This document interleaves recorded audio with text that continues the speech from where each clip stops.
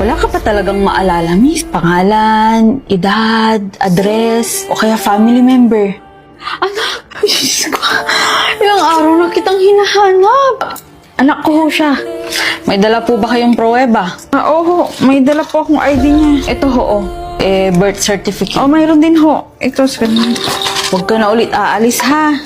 Hindi maganda yung ginawa mo.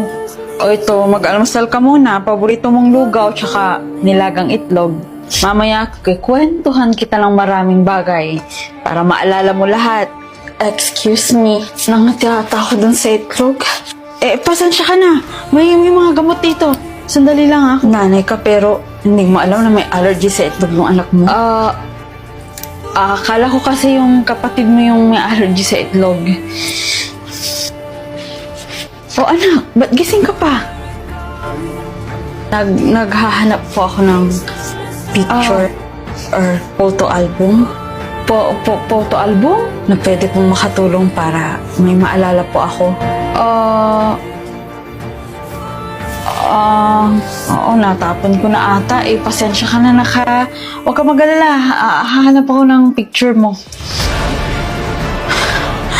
There's something wrong. Walang photo album. Hindi niya alam na may allergy ako sa itlog. Vanessa, anak, halika na. Nakabili na ako ng ulam. Vanessa, ho? Sabi po ninyo ako si Lori. Lori pala. Pasensya ka na. Sige, halika na. Miss, mag-ingat ka sa mga kidnapper. Nagkalat sila ngayon. Mga kunwaring kilala ka, pero pag kumagat ka, wala ka ng takas. Saan ka pupunta? Maglilibot-libot lang po sa labas ng may dalang bag. Baka sakaling makatulong para may maalala po ako. Saka wala kang maaalala sa labas dahil hindi ka naman palalabas ng bahay. Umalik ka dun. Kailangan po ba talaga nating umalis? Tsaka bakit kailangan kong magsaklob? May tinataguan po ba tayo? Sa Davao talaga tayo nakatira. Sige na, sandali lang ha. Bibili lang ako ng baon nating biskuit dyan sa tabi-tabi. Excuse me, miss. Baka makita mo tong taong tatawagan mo na lang yung